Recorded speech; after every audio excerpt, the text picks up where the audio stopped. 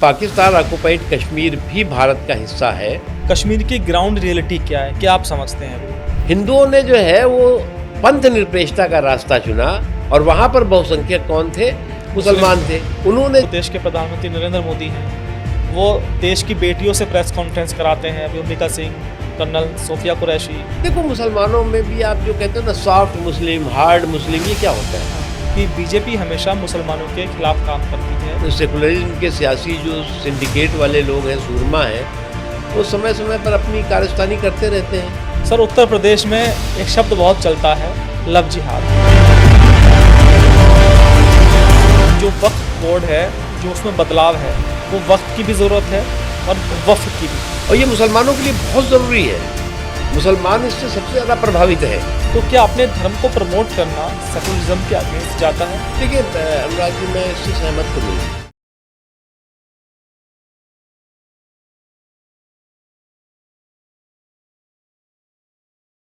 नमस्कार, मैं हूं अनुराग चड्ढा। मेरे शो अनकट विद अनुराग में दोस्तों आपका स्वागत है। दोस्तों, आज मेरे साथ बीजेपी से जुड़े वो खास मेहमान हैं।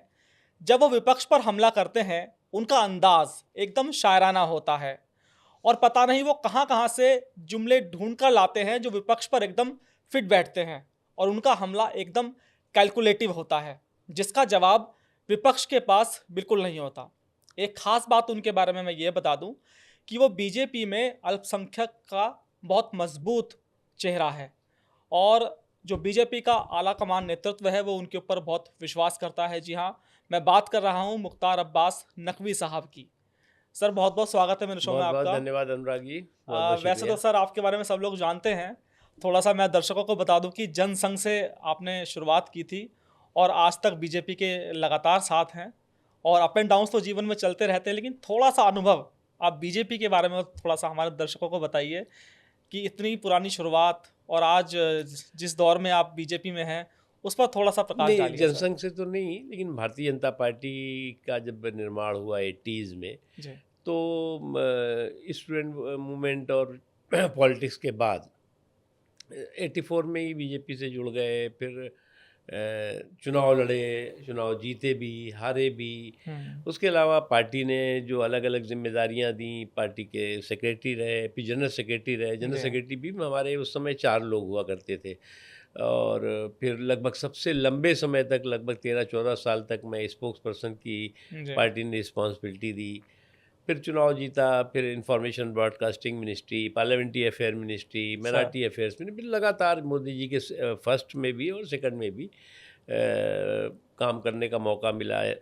जो पार्लियामेंट्री बोर्ड रहा है, जो इलेक्शन कमेटी रही है, नहीं सभी में जो है पार्टी ने विश्वास करके जिम्मेदारी दी। और मुझे इस बात का सौभाग्य है कि 2014 का चुनाव, उसके चुनाव प्रबंधन का काम मैंने देखा, 2019 के चुनाव का प्रबंधन का काम भी मैंने देखा, और 2024 में भी नरेंद्र मोदी जी के जो चुनाव के अभियान का कार्यक्रम था वो मैं देख रहा था। मुझे देखने की जिम्मेदारी दी गई थी। तो ये तमाम जो कार्यक्रम थे वो करते रहे, और अम, लोग साथ जुड़ते रहे और कारवां बढ़ता रहा। जी। नहीं, बहुत शानदार सर सफ़र रहा बीजेपी में आपका, और मुझे तो अच्छी तरह से याद है वो दौर कि आपके पास सुबह 8 से 9 बजे हम लोग आया करते थे जब फील्ड रिपोर्टिंग में थे, और हमारे पास एजेंडा होता था कि सर आज मार्केट में ये चल रहा है, तो उस पर आप रिएक्शन लेते थे, और वो बड़ा शानदार आप रिएक्शन देते थे और हेडलाइन बनता था टीवी चैनल्स की। तो सर, आप जो है शायराना अंदाज और विपक्ष पर सटीक जुमलेबाजी के लिए जाने जाते हैं, तो इसकी तैयारी करते हैं या अचानक सर बन जाता है सर देखिए, ये कई सब? चीज़ें स्पॉन्टेनियस होती हैं, मतलब अचानक, जिसे आपने कहा शब्द। और ये जो है वो परिस्थितियों के अनुसार, मुद्दों के अनुसार। जी। अच्छा, अभी क्या हुआ है अनुराग जी, जो सबसे महत्वपूर्ण बात है, जो हम सबको समझना होगा, मेरा सौभाग्य है कि मैं इंफॉर्मेशन ब्रॉडकास्टिंग जी। मिनिस्ट्री भी मैंने देखी है। आज जो है वो, जब आप डिजिटल युग में चल रहे हैं, टीवी टेलीविज़न के युग में चल रहे हैं, डिजिटल मीडिया के युग में चल रहे हैं, तो आपको जो है वो बहुत लंबी तर्कों और तथ्यों के साथ बाद में अपनी बात को आप ख़त्म करेंगे तो वो कोई उसका अर्थ नहीं। इसलिए जो है वो आप कम शब्दों में, शालीन शब्दों में, और साथ ही साथ तर्कों और तथ्यों से भरपूर जो है वो बात आप अगर 4 लाइन में कहेंगे तो लोग उसे एक्सेप्ट भी करेंगे और लोग उसको जो है समझने की कोशिश भी करेंगे। अदरवाइज़ तो फिर आप लंबी लंतरानी मारते रहिए, कौन पूछ रहा है।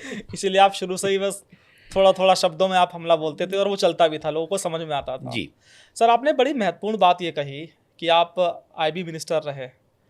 सर मीडिया पर तो आप लोगों को कंट्रोल है, और मैंने आपके कई बयान भी सुने हैं कि जो सोशल मीडिया है, सोशल मीडिया पर जो गंदगी का बाजार सजा हुआ है, तो सर इसकी चिंता आप लोग क्यों नहीं करते हैं देखिए, सर? पहली बात तो ये कि हमारा देश कोई क्लोज कंट्री नहीं है, कि चाइना जैसा देश नहीं है, नॉर्थ कोरिया जैसा देश नहीं है, और भी कई ऐसे देश हैं जिन्हें कहते हैं कि क्लोज कंट्रीज़ हैं, जहाँ पर कि जो है वो ना अभिव्यक्ति की आज़ादी है, न स्वतंत्रता है, न संवैधानिक स्वतंत्रता है, तो वो वहाँ तो खैर कंट्रोल हो सकता है।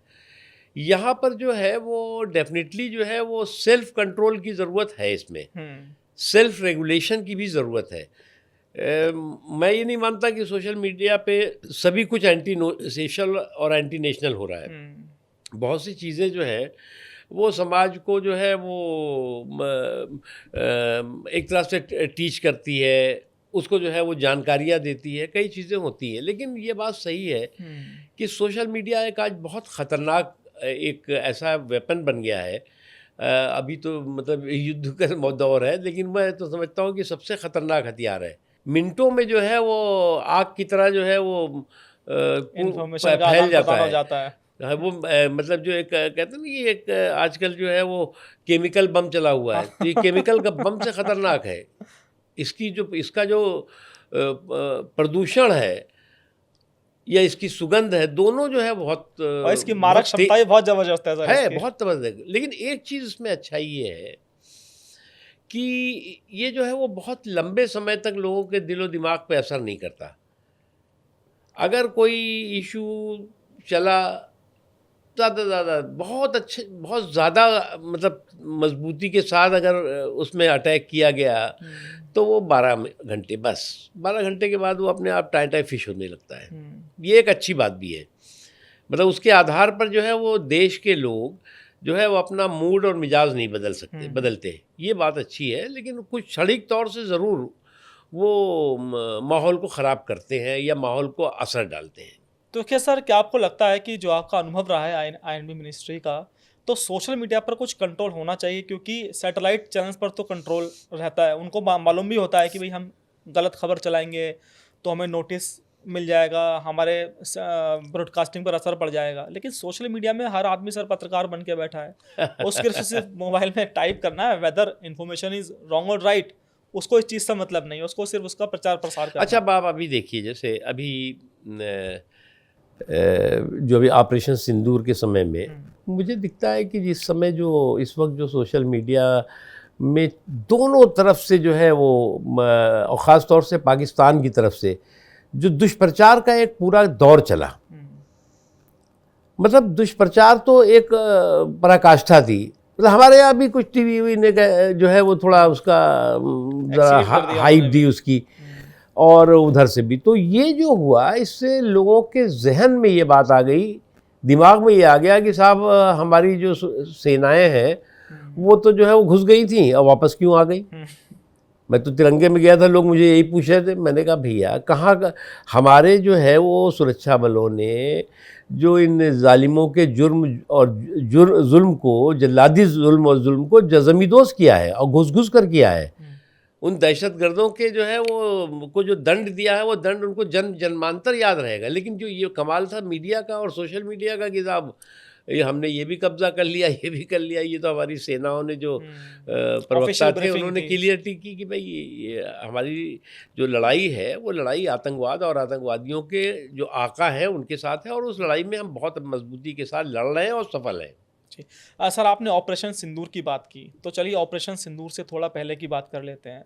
जो सर पहलगाम में ये इतना बड़ा अटैक हुआ, जिसमें हमारे देश के जो निर्दोष नागरिक मारे गए, तो सर सबसे पहला सवाल यही उठता है कि क्या वो इंटेलिजेंस फेलियर था, या फिर पॉलिटिकल जो सॉफ्टनेस जम्मू कश्मीर में आजकल कर रखी है बीजेपी ने, ये उसका नतीजा है? आखिर उन लोगों के हौसले इतने बुलंद कैसे हुए सर? देखिए, एक चीज़ आपको समझना होगा, हमारे देश में जो है वो बहुत सी ऐसी आतंकवादी घटनाएं हुई हैं, और आपको याद होगा एक ऐसा दौर भी था जब हर कोई ऐसा हफ्ता नहीं होता था, कोई ऐसा महीना नहीं होता था जब आतंकवादी जो धमाके हैं, धमाकों से जो है वो देश न दहल रहा होता था और लोगों के खून नहीं बह रहे होते थे। आपको याद होगा कि एक दौर था कि कभी लाजपत नगर में जो है वो धमाका हो रहा कभी है, दिल्ली हाई कोर्ट तो के कभी बाहर धमाके दिल्ली हो में रहे हो हैं, रहा है, तो कभी जो है वो मुंबई में हो रहा है, कभी तो कभी वाराणसी जो है में। वाराणसी में हो रहा है, तो कभी गुवाहाटी में हो रहा है, कोलकाता में हो रहा है,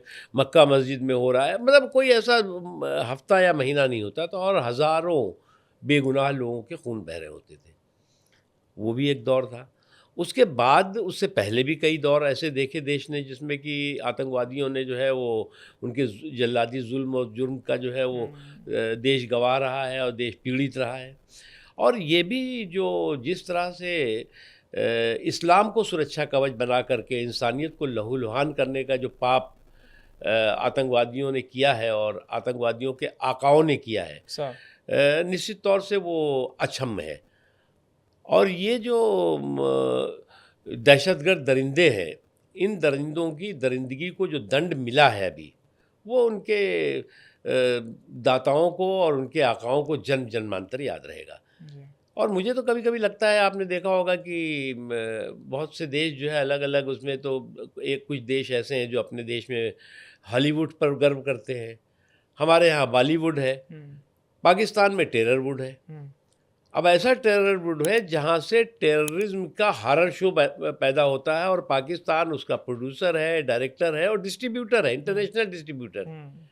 दुनिया में इस टेररवुड, पाकिस्तान में जो टेररवुड है उससे पैदा हुए टेररिस्ट पूरी दुनिया में जो है अपने आतंकी जो शैतानी हरकतें हैं वो करते हैं। और इस बात को दुनिया को भी अच्छी तरह से मालूम है, इस बात को महसूस भी दुनिया करती है कि पाकिस्तान जो है वो ऐसा एक टेररिस्तान है, जो ऐसा आतंकिस्तान बन गया है, जो ऐसी आतंक की फैक्ट्री है जिससे जो है वो इस आतंक की फैक्ट्री से अमन का फर्टिलाइज़र कभी नहीं पैदा हो निकल सकता। सर देखिए, आपने बात की यूपीए सरकार के दौरान की, उस समय हमले कब कहाँ हो जाए, कहाँ बम विस्फोट हो जाए, कुछ नहीं पता। एक्चुअली सर उस समय की सरकार ने इतना लोगों को भरोसा नहीं दिलाया था, उनका कोई ऐसा बड़ा फैसला नहीं था कि आतंक के खिलाफ उन्होंने कोई बहुत बड़ा मेजर डिसीजन लिया हो। लेकिन सर मोदी सरकार ने जिस तरह से आतंक के खिलाफ ऑपरेशन चलाए, 2-2 स्ट्राइक उन्होंने की पाकिस्तान में जाके, और धारा 370 कश्मीर से हटाई, तो सर एक अथॉरिटी थी लोगों में कि भाई अब मोदी की जो सरकार है, इसने आतंकवादियों के खिलाफ और जो उनके आका जो टेररिस्तान पाकिस्तान की अब जो बात कर रहे हैं उस पर नकेल कसी, 2-2 बार उसके घर में घुसकर मारा, ये नया भारत है, ये सब हम लोग टीवी पर भी सुनते हैं, सोशल मीडिया पर सुनते हैं। उसके बावजूद सर हमला होना, ये लोगों को पच नहीं रहा है। ये मेरा एक सवाल है नहीं, सर। आपकी बात बिल्कुल सही है। देखिए क्या है, एक एक्सपेक्टेशन होती है, हाँ, उम्मीदें होती हैं, और मैं मानता हूँ आज भी हमारे देश का हमारी सेनाओं पर, हमारे नेतृत्व पर, मोदी जी पर भरपूर भरोसा है और दुश्मनों का भय बहुत साफ दिखाई पड़ रहा है। इसीलिए अगर आप देखें हमारे देश में, भारत में जो है वो तिरंगे की शौर्य यात्राएं निकल रही हैं और पाकिस्तान में जो है वो टेररिस्ट की शौर्य यात्राएं दिखाई पड़ रही हैं। और ऐसी शौर्य यात्राएं हैं जिसमें कि वहाँ के हुक्मरान उसको जो है श्रद्धांजलि अर्पित कर रहे हैं। ये एक हकीकत है। और ये भी हकीकत है कि जो मैंने पहले कहा, आपने 2014 से पहले, ये बात सही है कि हर हफ्ता, हर महीना आतंकवादियों के जुल्म और जुर्म का हमारा देश के लोग शिकार हुआ करते थे। इस दौरान इस तरह की घटनाओं में कमी आई है, लेकिन इसमें इसको ज़ीरो टॉलरेंस, आतंकवाद के प्रति ज़ीरो टॉलरेंस का ही परिणाम है। और मैं मानता हूँ कि आतंकवाद केवल एक मेरे मुल्क की प्रॉब्लम तो है नहीं, ये पूरी मानवता की प्रॉब्लम है, पूरे विश्व की प्रॉब्लम है। और इसीलिए एक चीज़ मैं कहूँगा अनुराग जी, कि हम सफ़र न किसी हमनशी से निकलेगा, हमारे पाँव का कांटा हम ही से निकलेगा। तो ये जो आतंकवाद की प्रॉब्लम है, आतंकवाद का जो हमने आपको कहा कि टेररवुड है, इस टेररवुड को तबाह करना जो है वो इंसानियत के लिए बहुत ज़रूरी है, संपूर्ण मानवता के लिए ज़रूरी है। और भारत इस लड़ाई को बहुत वर्षों से, दशकों से लड़ रहा है और मैं मानता हूँ कि ये लड़ाई जो है वो निर्णायक मोड़ पे पहुँच चुकी है। जी सर, आपने कहा कि इस लड़ाई को ख़त्म करना है, बिल्कुल ख़त्म करने के कगार पर हम लोग थे, ऐसा हमारे देशवासी सोचते हैं, हम सोचते हैं कि जिस तरह से ऑपरेशन सिंदूर लॉन्च किया गया, पाकिस्तान बिल्कुल घुटनों पर आ गया था। तो सर जब दुश्मन घुटनों पर आ जाए तो उसको माफ़ी नहीं दी जानी चाहिए। अनुराग जी, आप लोगों की बहुत बड़ी मेहरबानी है कि जब जहाँ भी हम भी जाते हैं, ये आपका सवाल ऐसा नहीं है कि ये सवाल जो है चौक चौराहों गली हाँ में सब हाँ, जगह यही पूछ रहे हैं। यही पूछ रहे हैं लोग लेकिन सर। ये सब आप लोगों की मेहरबानी है कि जब आप लोगों ने उसी वक्त अनाउंस कर दिया था कि हमने कराची भी कब्जा कर लिया, लाहौर भी कब्जा कर लिया, तो लोग ये पूछ रहे हैं भैया जब कराची लाहौर कब्जा कर लिया लौट क्यों आए? ऐसा नहीं था। हमारे जो जो हमारे धुरंधर, सेना के धुरंधर हैं, उन्होंने जिस तरह से आतंकवादियों और आतंकवादियों के आकाओं की घुस-घुस करके धुनाई की है, धुलाई की है, धुआँधार धुनाई की है, उससे वो धूल-धूसरित हुए हैं। उनको जो ज़ख्म मिला है, जो है वो जन्मांतर याद करने वाला ज़ख्म है। लेकिन ये बात सही है कि अपेक्षाएँ हैं, ये बात सही है कि लोगों की अपेक्षा है कि मोदी हैं तो मुमकिन है। यानी कि आतंकवाद जो है वो किसी भी तरह से होगा, किसी भी रूप में होगा तो वो छोड़ा नहीं जाएगा, और इसी का नतीजा है कि हमारे बहनों के, हमारे माँ बहनों का जो इन्होंने सिंदूर उजाड़ा, उनकी सल्तनत उजाड़ी गई है। और आगे भी जो है वो इस तरह की अगर वो दुष्टता करेंगे तो उनको जो दंड मिलेगा उसका उन्हें अच्छी तरह से एहसास है। सर, हर गली मोहल्ले में चर्चा ऑपरेशन सिंदूर को लेकर है, और चर्चा ये भी है, आपको तो सर अच्छी तरह से मालूम है, जो अमेरिकी राष्ट्रपति ट्रम्प साहब का एक ट्वीट आया, उस ट्वीट के बाद तुरंत हमारी सरकार ने प्रेस कॉन्फ्रेंस करा दी। तो लोगों में ये बात ये है कि भाई मध्यस्थता इतनी जल्दी नहीं माननी चाहिए थी। नकवी साहब के बारे में मैं जानता हूँ, बहुत खुले दिल से बात करते हैं, तो मैं उम्मीद करूँगा कि ऐसा ही जवाब आपकी तरफ से आना चाहिए। क्या ऐसे समय में जब आतंकवाद ने हम लोगों की एक तरह से कमर तोड़ने का काम किया, इतना बड़ा हमला किया, प्रधानमंत्री जी कहते हैं कि भाई ये जो गोलियां चली वो उन लोगों पर नहीं चली, ये देश के हर देशवासी के सीने को छलनी कर दिया आतंकवादियों ने, तो क्या ये सीज फायर ज़रूरी था? देखिए, पहली बात तो एक बात आपको समझना होगा कि इसके बारे में हमारे जो अथराइज सेना के लोग हैं, सर। एक्सटर्नल अफेयर्स के लोग हैं, उन्होंने बहुत स्पष्ट किया। देखिए, उड़ती उड़ती बातों में, बात के बतंगड़ वाली बातों में मैं बहुत यकीन नहीं करता। जहाँ तक सवाल है हिंदुस्तान का बहुत शुरू से ये एक मत है कि हम इस मुद्दे पर जो है वो कोई बाहरी हस्तक्षेप बर्दाश्त नहीं करेंगे, और हमें उन्हें चाहिए भी नहीं। इसीलिए हमने आपको कहा ना, हम सफ़र न किसी हम नशी से निकलेगा, हमारे पाँव का कांटा हम ही से निकलेगा। हम इस कांटे को निकाल के फेंकेंगे, और इस संकल्प और इस मजबूती के साथ हम आगे बढ़ भी रहे हैं। और इस आज़ादी के अमृत काल में जो संसद का एक प्रस्ताव था 1994 का कि पाकिस्तान ऑक्युपाइड कश्मीर भी भारत का हिस्सा है, तो वो मैं दिखाई पड़ रहा है कि आज़ादी के अमृत काल में संसद का ये सर्वसम्मत प्रस्ताव जो है वो साकार हो सकता है, और होता दिखाई पड़ रहा है। इसलिए मैं एक चीज़, ट्रम्प साहब ने क्या कहा, किसी और ने क्या कहा, उसके आधार पर हम नहीं, भारत ने क्या कहा, हमारा भरोसा भारत और भारत के नेतृत्व पर है। देखिए, इस दुनिया में जो है, वो दुनिया में जब भी आपके ऊपर, अरे ये तो बहुत बड़ी बात है, आपके मोहल्ले में भी अगर लड़ाई हो जाती है तो अगल बगल वाले जो है वो मज़ा लेने की कोशिश करते हैं। आपने जिनके साथ जो है वो बहुत ज़्यादा भलाई भी की होगी, वो भी कहेंगे आज जो है ये बहुत ताकतवर है, ज़रा इसको थोड़ा परेशान होने दो। तो ये कई लोगों की इस तरह की आदत है। और मैं मानता हूँ कि इन आदतों के आधार पर, या इस तरह के, मैंने एक चीज़ कहा कि हमारी इस लड़ाई को हम इसके निर्णायक मोड़ पे ले जा रहे हैं, और आज दुनिया को भी हम ये बताना चाहते हैं कि भैया ये हम लड़ाई अपनी लड़ाई समझ के तो लड़ रहे हैं, और लड़ के उनको तबाह भी कर रहे हैं, उनको सबक भी सिखा रहे हैं। लेकिन कल को जो इस टेरर वुड से जो टेररिस्ट का उत्पादन हो रहा है, जो देश जो है आतंकवादियों का जो है वो सबसे बड़ा जो है वो उत्पादक बन गया है, आतंकवादी जिसकी सबसे बड़ी संपदा बन गई हो, तो निश्चित तौर से ये आपको भी सबको समझना होगा। और इसीलिए जो देख रहे हैं आप, जो डेलीगेशंस वगैरह गए हैं, वो इसी बात को पूरी दुनिया को आगाह कराने के लिए गए हैं। सर, ये जो डेलीगेशन गए हैं, डेलीगेशन का सवाल मैं आपसे पूछने ही वाला था। तो इस डेलीगेशन को भेजने की वजह क्या है? थोड़ा दर्शकों को विस्तार में समझाइए कि हमारे जो पॉलिटिकल लोग गए हैं पूरे अलग अलग देशों में, तो उसका मकसद क्या है? देखिए, पहली बात, एक बात समझना होगा कि ये किसी पार्टी का डेलीगेशन नहीं है, कांग्रेस का डेलीगेशन नहीं है, ये कंट्री का डेलीगेशन है। और दुनिया के तमाम देशों में, क्योंकि एक ऐसी ग्लोबल प्रॉब्लम है, टेररिज्म जो है वो एक ग्लोबल प्रॉब्लम है, और इस ग्लोबल प्रॉब्लम के खिलाफ जो भारत ने धर्म युद्ध शुरू किया है, जो एक महासंग्राम शुरू किया है, तो निश्चित तौर से दुनिया को ये बताने की ज़रूरत है कि भैया ये जो हमने इस धर्म युद्ध हमारा है, ये केवल हिंदुस्तान के लिए नहीं है, बल्कि संपूर्ण मानवता के लिए, पूरे विश्व के लिए है। और जो कुछ भी हुआ इस दौरान, बहुत सी चीज़ें उनको पता होंगी, बहुत सी चीज़ें हो सकता है कि उनको ना पता हो। उन चीज़ों को जो है वो ये एक जो डिप्लोमेटिक एफर्ट्स होते हैं, जो राजनयिक एफर्ट्स होते हैं, वो मुझे लगता है कि इस वक्त जो है वो ज़रूरी थे, और वो ये जो है वो बहुत सफल होंगे। सर, कल मोदी जी का भाषण राजस्थान में आपने भी सुना होगा। उन्होंने कहा कि मोदी की नसों में खून नहीं, सिंदूर दौड़ रहा है, बारूद दौड़ रहा है।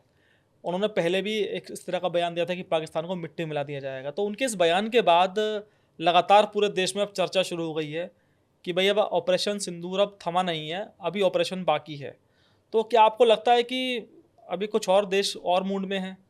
देखिए, मैं मानता हूँ कि संग्रह जो अभी हमारा ये लड़ाई थी, अब युद्ध तो अभी नहीं हम कहेंगे, लेकिन जो हमने इसमें इनको जो है वो इनके आतंकवाद के ख़िलाफ़ जो हमने आक्रमण किए थे आतंकवादियों पर, उस पे अभी विश्राम हुआ है, विराम नहीं हुआ है।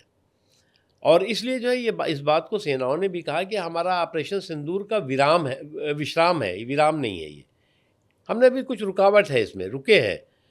लेकिन ये अगर पाकिस्तान लगातार इस तरह की आतंकवादी दहशतगर्दी की दरिंदगी करेगा और फिर से करने की हिमाकत करेगा, तो उसको उसका जवाब दिया जाएगा। सर, वैसे देश में अभी तक जितने भी आतंकवादी हमले हुए हैं, उनमें अलग अलग हमले हुए हैं, उनमें कोई कॉमन चीज़ सामने नहीं आई। लेकिन इस हमले में एक कॉमन चीज़ ये सामने आई, एक विशेष चीज़, कि भाई पहले धर्म पूछा और उसके बाद गोली मारी गई। तो आपको क्या लगता है कि इस आतंकवादी हमले के बाद उनकी साजिश क्या थी आतंकवादियों की, कि क्या वो देश में गृह युद्ध चाह रहे थे छिड़े, क्या हिंदू मुस्लिम में जो भाईचारा है, देखिए जो गंगा अनुराग जी, एक जमनी बात तहजीब है, वो हाँ खराब हो? अनुराग जी, एक बात मैं बताऊं आपको, हमारे देश में जो है वो सांप्रदायिक आधार पे कभी भी गृह युद्ध नहीं हो सकता। अब मैं उसका कारण बताता हूँ। जिस वक्त हमारा देश का बंटवारा हुआ 1947 में, और 47 और 50 के बीच में लोग आए गए, इधर गए उधर गए, वो जो पार्टीशन का हैंगओवर था, वो हैंगओवर उतर चुका है। अब हो गए लगभग 75 साल से ऊपर हो गए, और जो लोग यहाँ से गए थे वो भी जो है वो कोई 25 साल का रहा होगा, कोई 30 साल का रहा होगा, कोई 40 साल का रहा होगा। वो कई लोगों की वहाँ डेथ हो गई है और कई लोग बुजुर्ग हो गए होंगे। यहाँ पर भी जो है वो जो लोग उनके परिवार के, उनके रिश्तेदार के हैं, उनसे अब उनकी कोई संपर्क संवाद नहीं रह गया है, न कोई इमोशनल उनके साथ कोई अटैचमेंट रह गया है।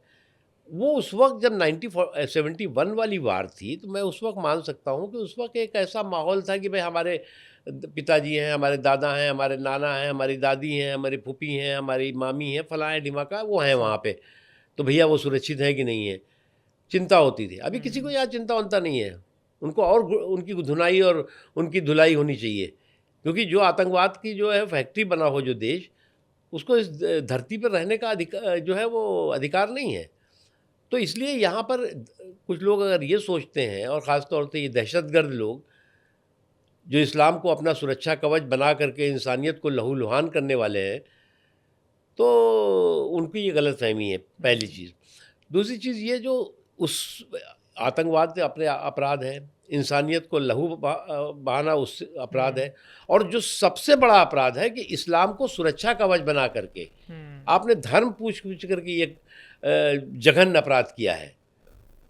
तो इसीलिए अब मैं कह रहा हूँ कि इन जल्लादी ज़ालिमों के, इन जिहादी ज़ालिमों के जुर्म और जुल्म को ज़मींदोज़ किया गया है, और आगे भी होगा ऐसा ही। सर, उनको अंदाज़ा इस बात का था कि भाई हिंदुस्तान में जो चुनाव जब होता है तो हिंदू मुस्लिम होती है, जो सो कॉल्ड सेकुलर पार्टियां हैं उन पर बीजेपी हमला बोलती है, धार्मिक पिछ पर चुनाव होता है। अगर वो इस तरह से हमला करेंगे तो इंडिया की पॉलिटिक्स पर भी कुछ फ़र्क पड़ेगा? नहीं पड़ेगा। ऐसा कुछ उनकी मंशा रही होगी? हमारा हम इंटरनली जो है वो चुनाव के दौरान जो है वो पार्टियों के बीच में वोट बढ़ते हैं, पार्टियों के आधार पर लोग अपने मताधिकार का इस्तेमाल करते हैं। लेकिन जहाँ पर जो है वो हमारे दुश्मन की बात आ जाएगी, हमारे ऐसे दुश्मन की बात आ जाएगी जो दहशतगर्द दरिंदगी का जो है वो दानव बना हो, तो जो है वो पूरा देश एक हो जाएगा। और इसीलिए अगर आपने देखा होगा कि इस बार जब पहलगाम में जो हुआ है, उसके बाद कश्मीर से लेकर कन्याकुमारी तक, कच्छ से लेकर कटक तक, हर देश के कोने से इन आतंकवादियों के तबाही करने की आवाज़ें दिखाई पड़ी। और भारत के साथ हर वर्ग, हर समाज का हिस्सा एक स्वर से खड़ा हुआ, भारत की सेना के साथ और भारत के नेतृत्व के सात। सर, इन सब के बाद कश्मीर की ग्राउंड रियलिटी क्या है, क्या आप समझते हैं अभी? मैं मानता हूँ कश्मीर में एक बदलाव आया है, ख़ास तौर से 370 के बाद। कश्मीर वो कश्मीर हो गया था जहाँ पर कि आतंकवादियों, अलगाववादियों का एक पैरेलल पूरा सिस्टम चलता था। और वो जो है वो इस तरह के अलगाववादी और आतंकवादियों का जो एक पैरेलल सिस्टम था, वो पूरी तरह से डिमोलिश हुआ है। इतनी दिनों तक, इतने लंबे समय तक कश्मीर जो है वो आतंकवाद का जो है वो पीड़ित रहा। आज कश्मीर के लोग पीड़ित रहे। एक चीज़ हमको समझना होगा कि मेरे हिंदुस्तान के लोग सिर्फ कश्मीर से ही नहीं प्यार करते, बल्कि कश्मीर के लोगों से भी प्यार करते हैं। इसलिए जो है वो कश्मीर की बेहतरी के लिए हिंदुस्तान का हर व्यक्ति चाहता है कि कश्मीर की बेहतरी होनी चाहिए। और उस बेहतरी के लिए जो है वो आतंकवादियों का जो वर्चस्व था उसका खात्मा होना चाहिए। और इसलिए बहुत हद तक और बहुत बड़े पैमाने पर आतंकवादियों का जो गुरूर और सुरूर था वो चकनाचूर हुआ है। जी। सर, मैं आपसे एक सवाल पूछना चाहता हूँ कि सोशल मीडिया की वजह से और जो इंडिया में पॉलिटिक्स चलती है हिंदू मुस्लिम के बीच में, उसकी वजह से आपको लगता नहीं कि हिंदू मुस्लिम के बीच में एक खाई सी पट गई है? जहाँ हिंदू समाज के युवा खड़े होते हैं तो वहाँ मुसलमानों के लिए वो अच्छी सोच नहीं रखते।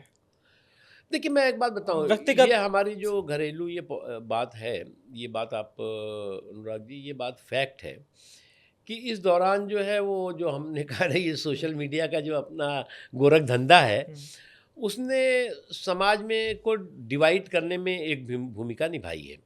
लेकिन एक जो अच्छी बात है कि डिवाइड और उस डिवाइड से प्रभावित होकर के उद्दंडता और अराजकता करने वाले कितने लोग हैं?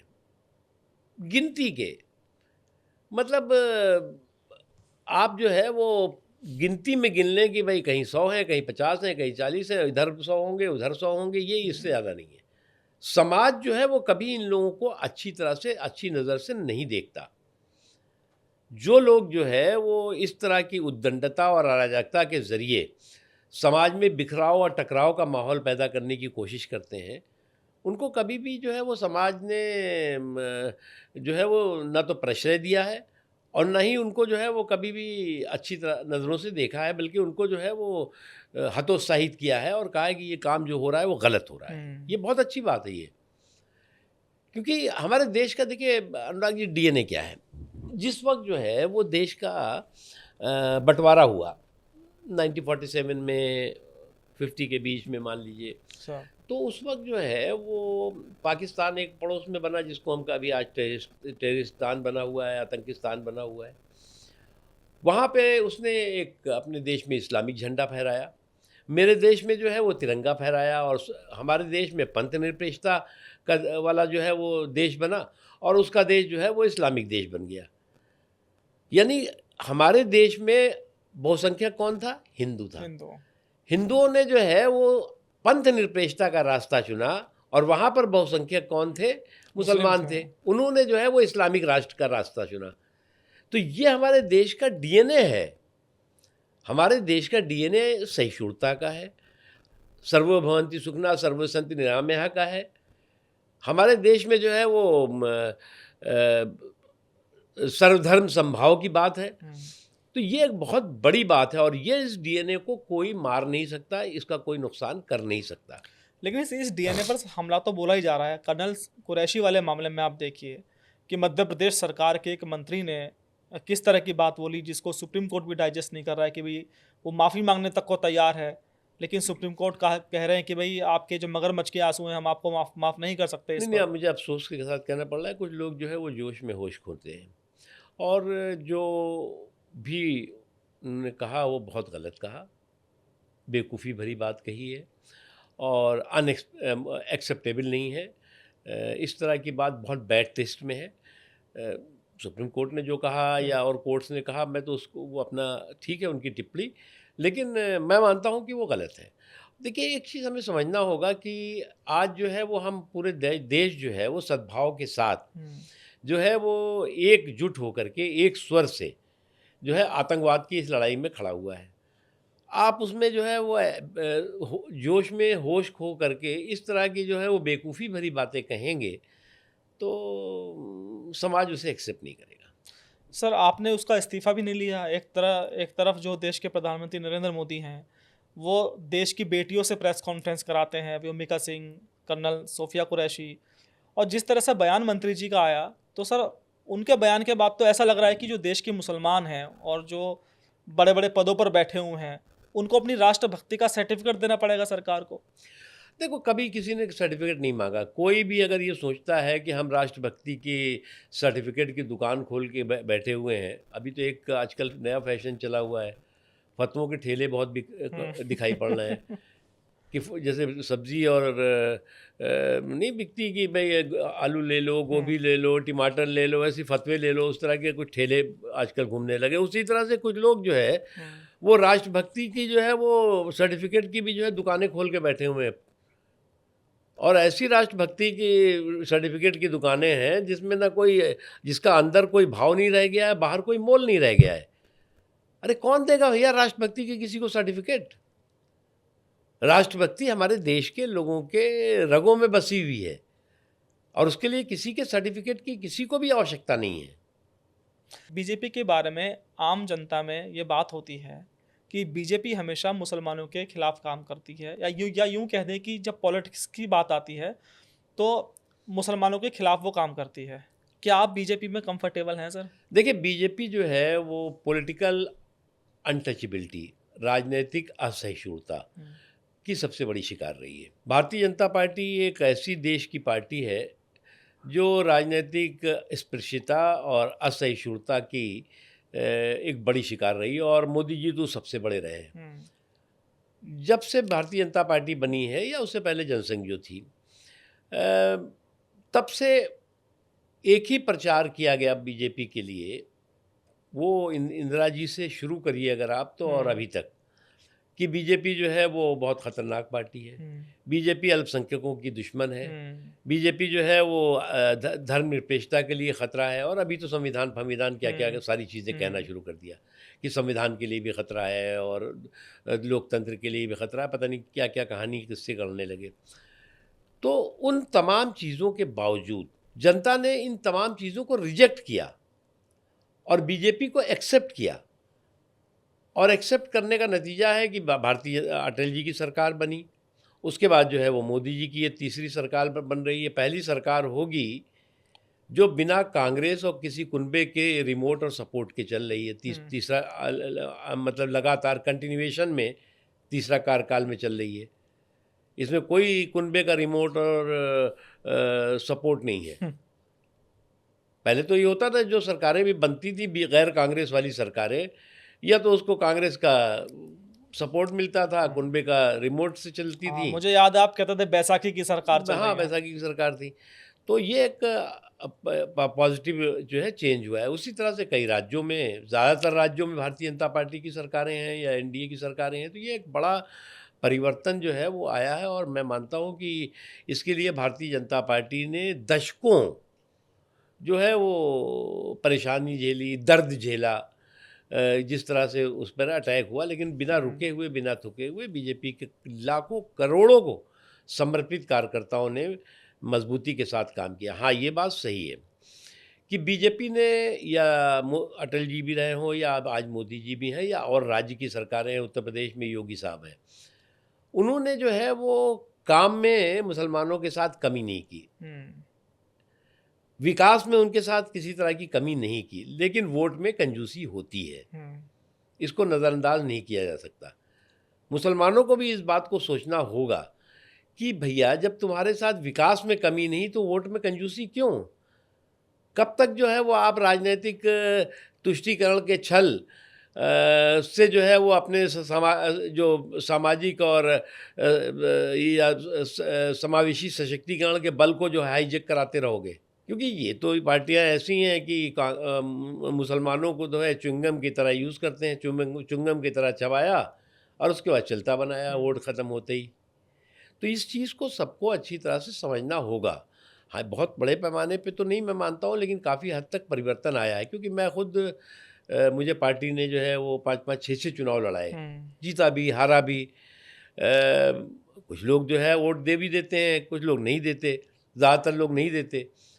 तो हम लोगों के लिए तो प्रॉब्लम दूसरी हो जाती है कि वो कहते हैं कि साहब ये तो बीजेपी वाला है इसलिए वोट मत दो, और बहुत से एकदम जो दकियानूसी हिंदू समाज के लोग वो कहेंगे ये तो आप जो मुसलमान है इसको मत दो। तो उधर गद्दा इधर खाई, तो दोनों तरफ है। लेकिन उसके बावजूद भी तमाम ज़्यादातर लोग जो है वो इसके बहुसंख्यक समाज के लोग जो है ज़्यादातर इसके पक्ष में नहीं है, सब लोग इससे लेकिन अल्पसंख्यकों में जो है वो अल्पसंख्यक ख़ास तौर से मुसलमानों में ज़्यादातर लोग जो है वो अभी भी जो है वो उसी गुरूर और सुरूर में चकनाचूर हैं कि साहब बीजेपी को हम ही हरा पाएंगे या हम ही जो है रोक पाएंगे। तो इस गुरूर सुरूर से बाहर निकलो भैया, ना आप बीजेपी को हरा पा सकते हो और ना आप रोक सकते हो। बीजेपी चल रही है, आप उसके साथ चलो, क्योंकि मैं तो यही कहूँगा कि वही हकदार है किनारों के जो बदल दे बहाव धारों के। तो अब बहाव धारों के बहाव को बदलो और धारा के साथ चलो।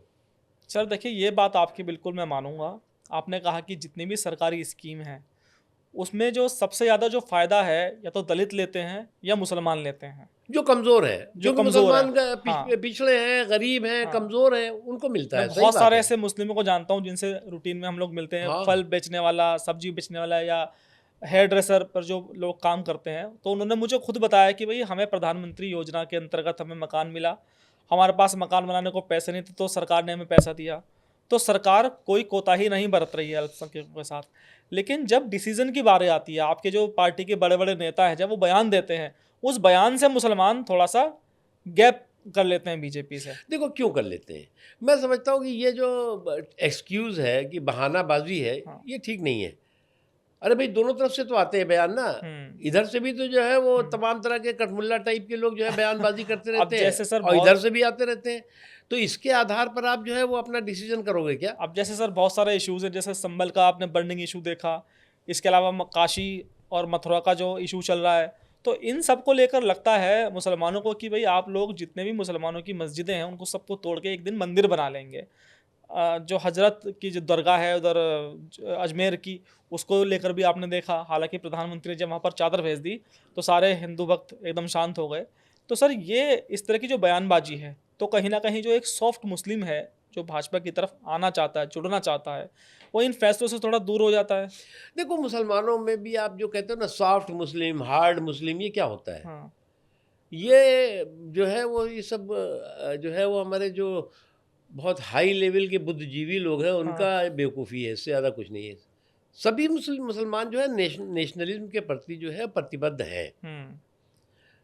हम वोट के आधार पे नहीं कह रहे हैं, वोट तो कोई हमें वोट नहीं दे रहा है तो वो राष्ट्रद्रोही नहीं हो गया, कोई हमें वोट दे रहा है तो वो राष्ट्रवादी का उसको सर्टिफिकेट नहीं मिल गया। ये मैं इस गलतफहमी में मैं नहीं रहता। मुझे जो वोट, मैं जब चुनाव लड़ता हूँ तो बहुत से लोग मुझे वोट नहीं देते, लेकिन जब वो मेरे पास आते हैं, अपने इलाज के लिए आते हैं, अपने काम के लिए आते हैं, अपनी रोज़गार के लिए आते हैं, तो हम उनके साथ ये नहीं पूछते कि भैया तुमने मुझे वोट दिया था कि नहीं दिया था। क्योंकि आप ऐसी एक राजनीतिक पार्टी हैं जो आइसोलेशन में नहीं रह सकती, आप अलग थलग होकर के नहीं रह सकते। आपको अनवरत जो है समाज के उस हिस्सा, चाहे मुस्लिम हो, चाहे दलित हो, चाहे और पिछड़े समाज के लोग हैं जो कि किसी कारण से आपसे अलग हैं, आपके साथ उतनी मजबूती के साथ उतनी ज़्यादा तादाद में नहीं है, उनको आपको साथ लेने के लिए और आगे बढ़ना होगा। वो आपको जो है वो 4 कदम बढ़ना होगा तो वो 2 कदम बढ़ेंगे, क्योंकि उनके दिमाग में जो है वो जहर भर दिया गया है। वो जहर डाइल्यूट तो हो रहा है लेकिन पूरी तरह से ख़त्म नहीं हुआ है। तो इसलिए मैं मानता हूँ कि इस दिशा में काफ़ी काम हुआ भी है और भी आगे होगा, लेकिन कुछ जो है वो सेकुलरिज्म के सियासी जो सिंडिकेट वाले लोग हैं, सूरमा हैं, वो समय समय पर अपनी कारस्तानी करते रहते हैं। जी। सर उत्तर प्रदेश में एक शब्द बहुत चलता है, लव जिहाद। उसके बाद कुछ मुसलमानों ने मुस्लिम कॉलोनियाँ काटनी शुरू की, तो उसमें लैंड जिहाद शब्द जुड़ गया। इन दोनों शब्दों को लेकर मुख्तार अब्बास नकवी का क्या कहना है? देखो ऐसा है कि ये जो लव जिहाद, लैंड जिहाद, घोड़ा जिहाद, गधा जिहाद, ये सब जो है ना, ये सब जो है वो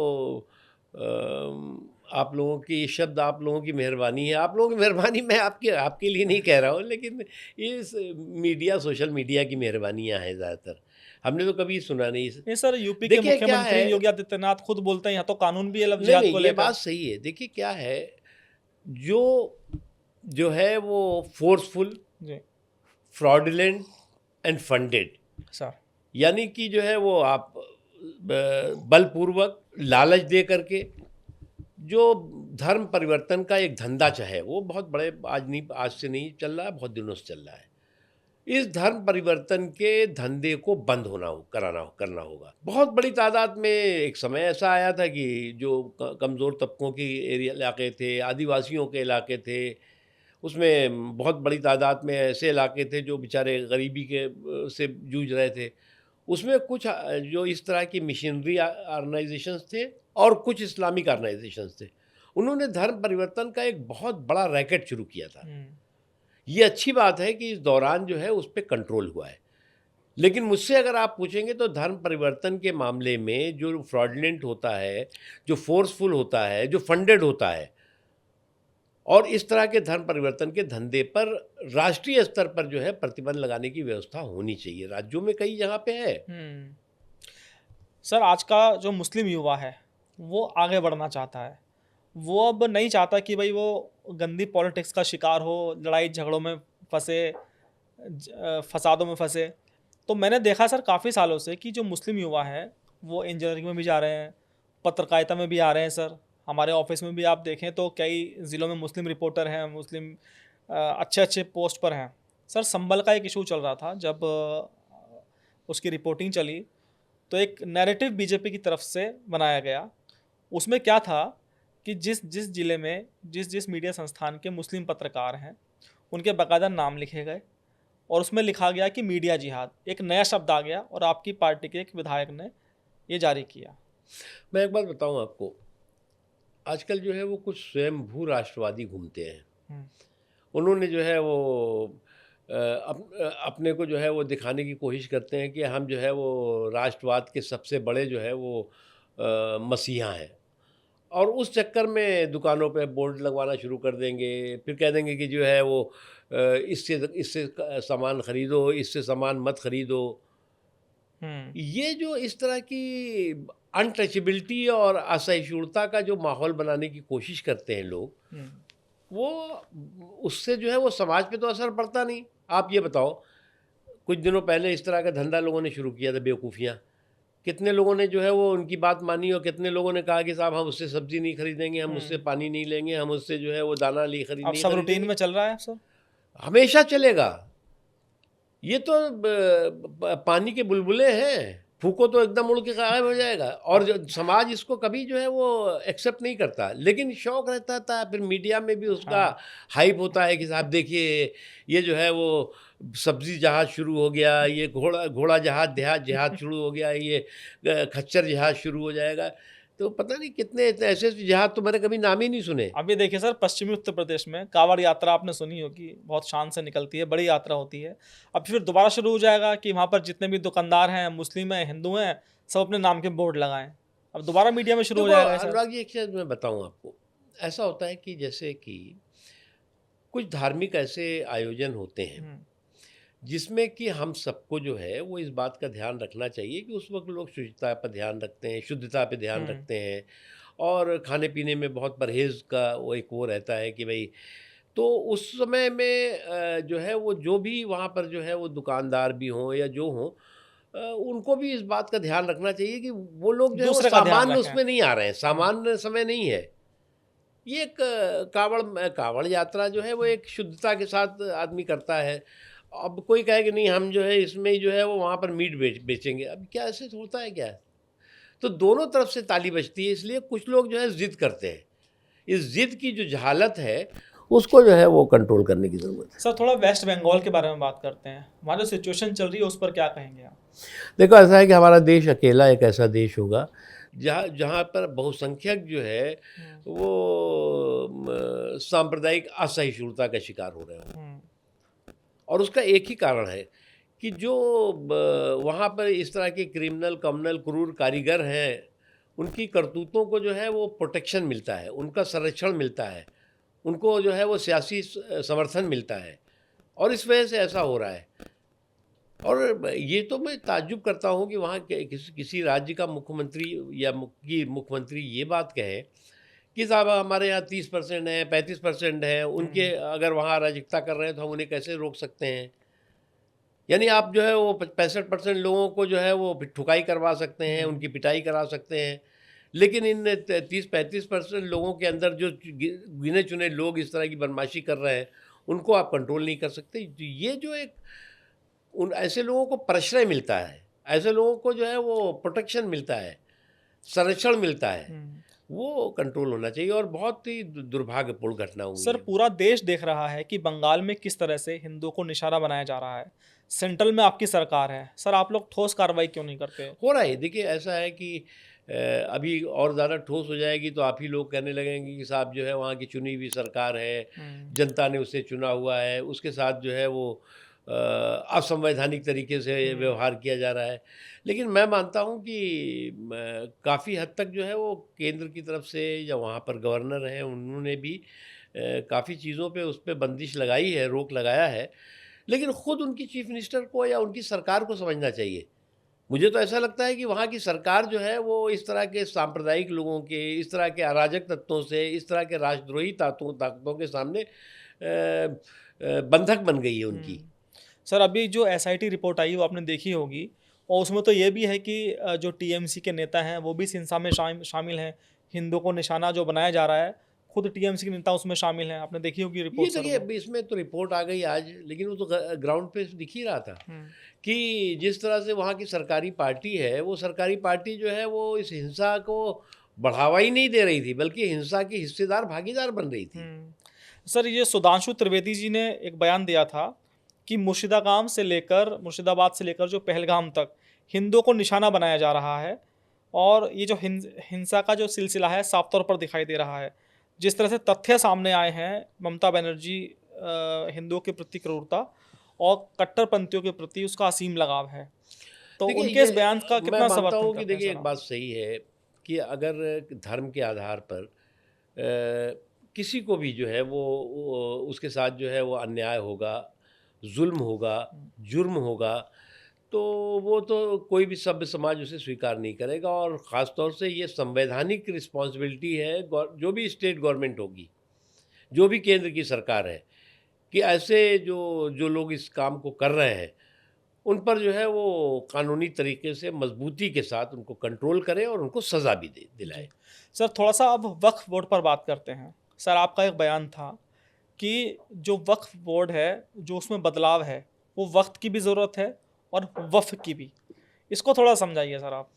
देखिए अनुराग जी, क्या है, ये कोई आज का तो वक्फ का जो पूरा के पूरा विवाद है वो जी। कोई आज का नया नहीं है। ये सैकड़ों साल का है। मैं सैकड़ों साल कह रहा हूँ शब्द। जी सर। मैं ट्रम्प साहब की तरह नहीं कह रहा हूँ कि भारत और पाकिस्तान की लड़ाई हाँ। 1000 साल पुरानी है। मैं सैकड़ों साल कह रहा हूँ।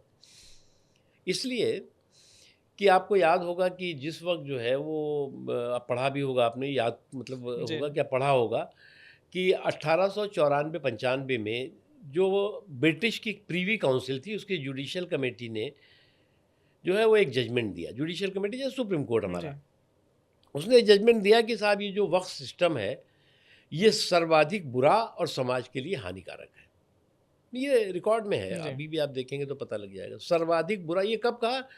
1894। 1894-95 में। उसके बाद ब्रिटिश शासन के अंतर्गत जितने भी देश थे जहाँ पे वक्फ सिस्टम था, उन्होंने अपने वक्फ सिस्टम में सुधार कर लिया। भारत में जो है वो उस वक्त जो मुस्लिम लीग थी और भी जो कट्टरपंथी जमात के लोग थे, जिन्ना एंड कंपनी भी एक्टिव हो गई थी, उसने जो है वो इसके खिलाफ मुहिम खड़ी कर दी।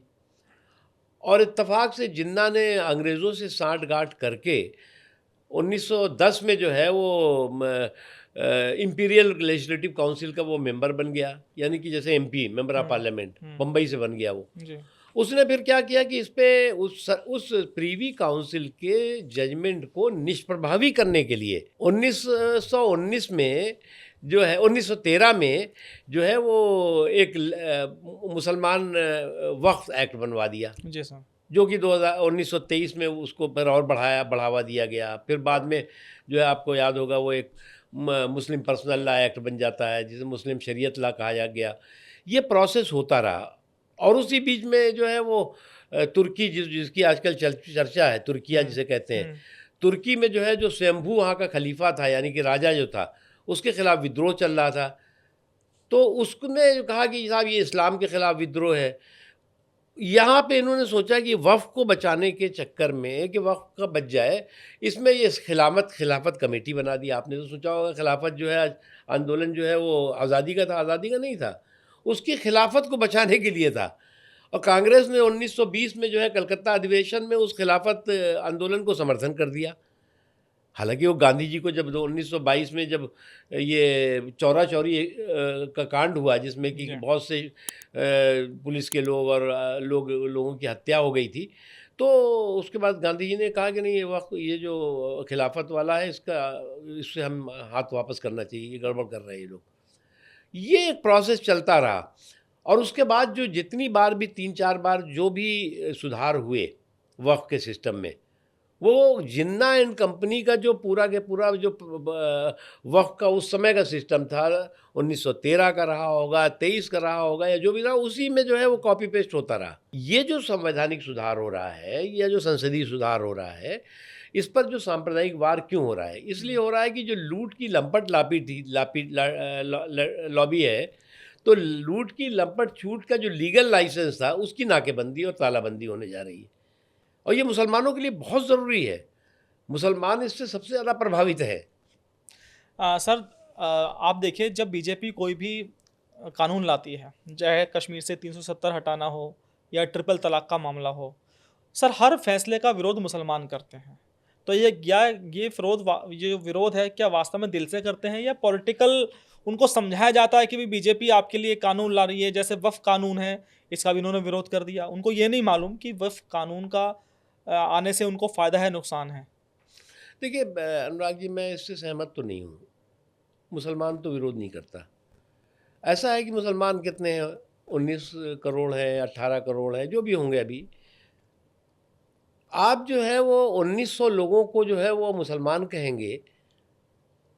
कुछ इस तरह के कट्टरपंथी जो जमात के लोग हैं, जो अपने आप को स्वयंभू जो है वो मुसलमानों का जो है वो ठेकेदार बताते हैं, उनको आप मुसलमान कहेंगे, ये गलत है।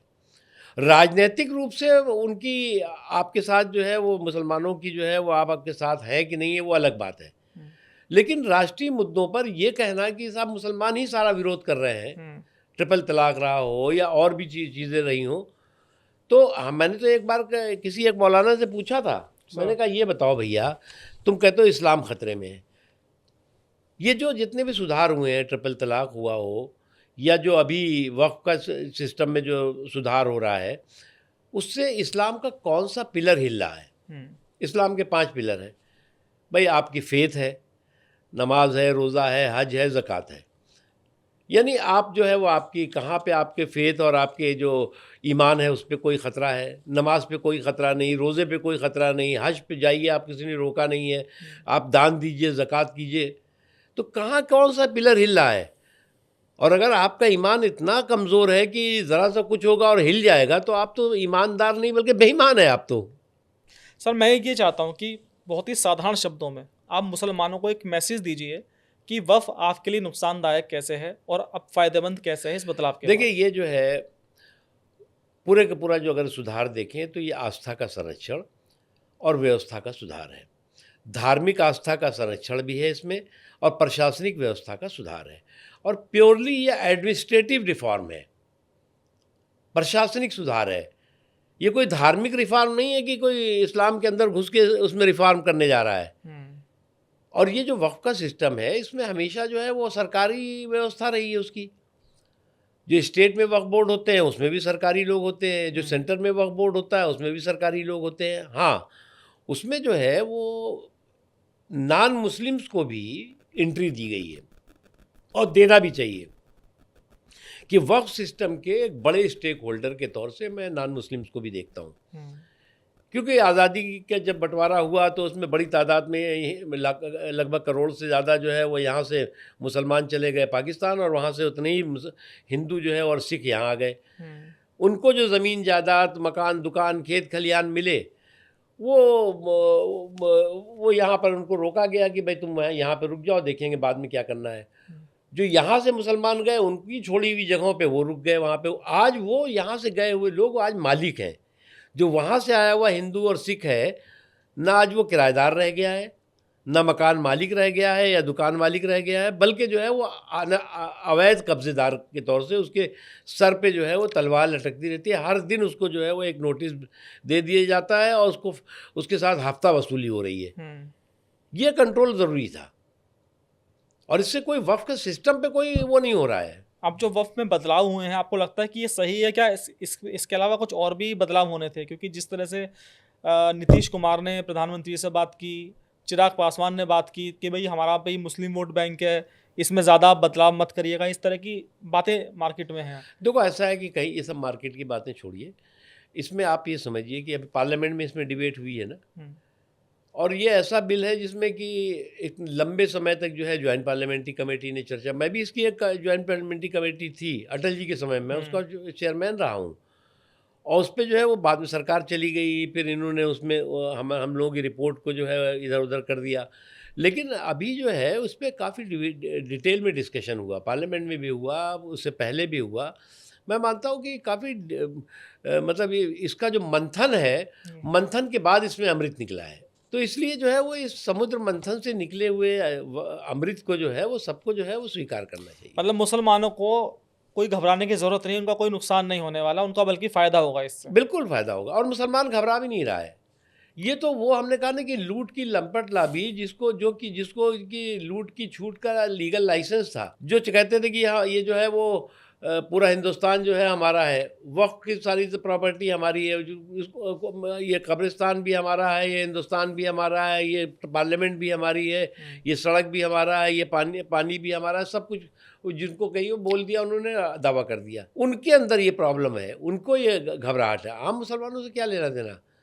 आम मुसलमान उसी तरह से जो मस्जिदें हैं, हिंदुस्तान अकेला ऐसा देश है जहाँ पे लगभग 7 लाख रजिस्टर्ड जो है वो धार्मिक स्थल मुसलमानों के हैं।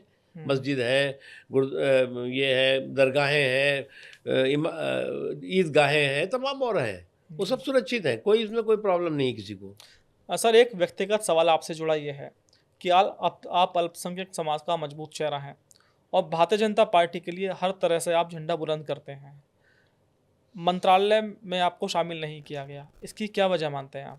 पहली बात तो ये अल्पसंख्यक और बहुसंख्यक वाली बात तो निकालनी नहीं चाहिए। हम एक सामान्य से भारत के नागरिक हैं, और ये मतलब हमारे जो है वो पैदा हुए हैं मुस्लिम समाज के अंदर, और इसलिए हम प्रैक्टिसिंग मुस्लिम भी हैं।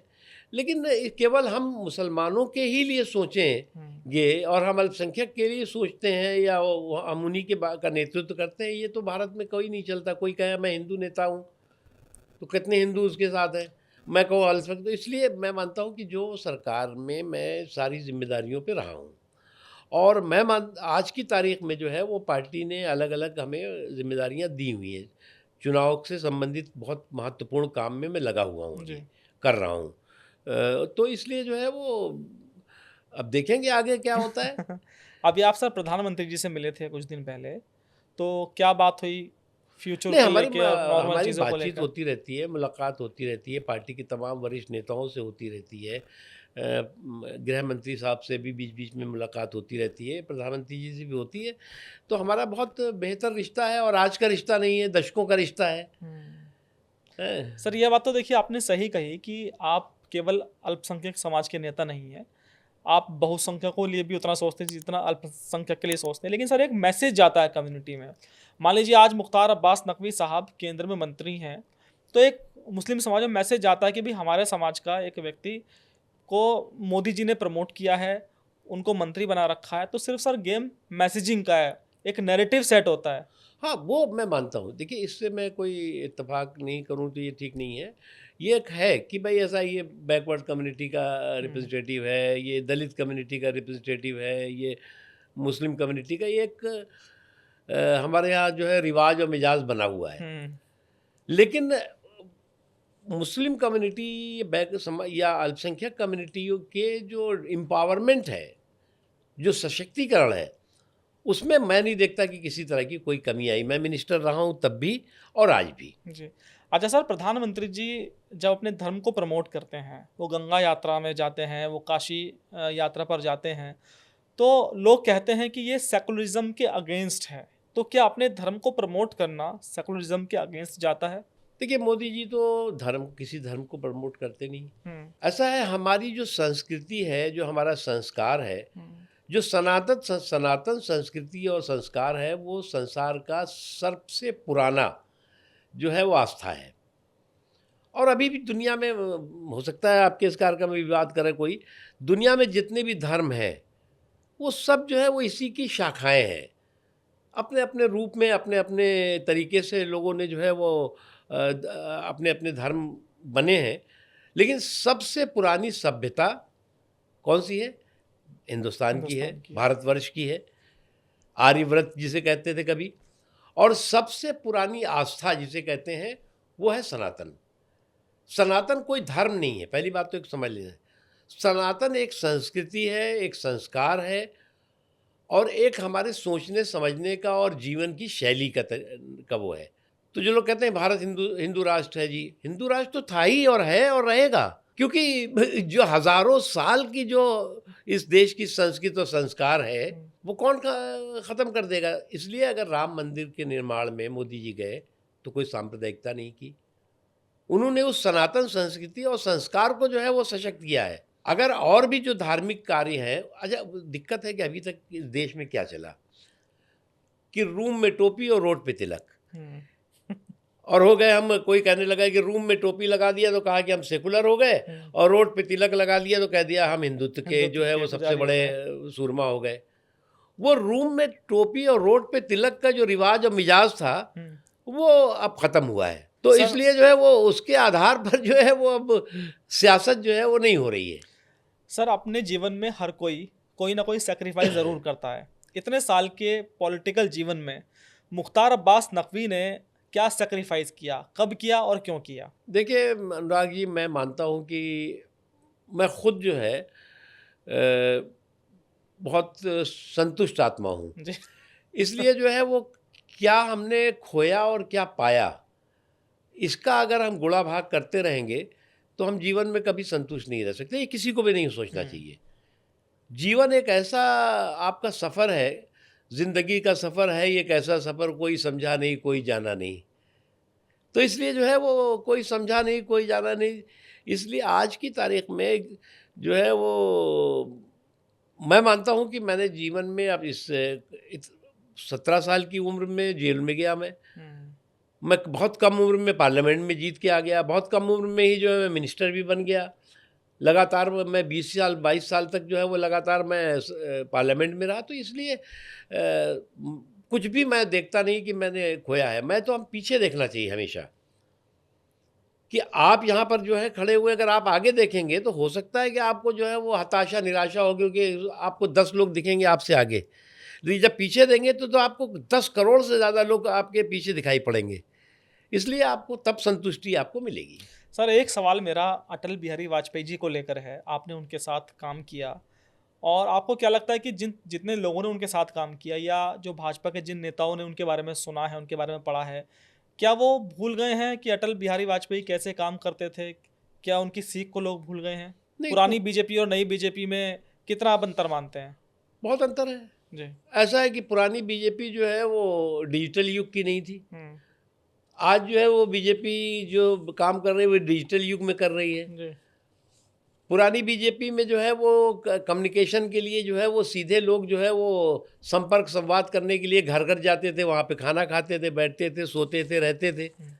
आज जो है वो सीधे सीधे मोबाइल से आप जो है वो बात करे ले रहे हैं, नहीं तो उसमें वीडियो कॉल से बात करे ले रहे हैं। तो बहुत बड़ा फ़र्क है। लेकिन मैं एक चीज़ देख रहा हूँ, इस आपके डिजिटल युग ने सब सीधे संपर्क संवाद का जो एक सिलसिला है, उसे खत्म कर दिया। उसको नुकसान पहुँचाया है।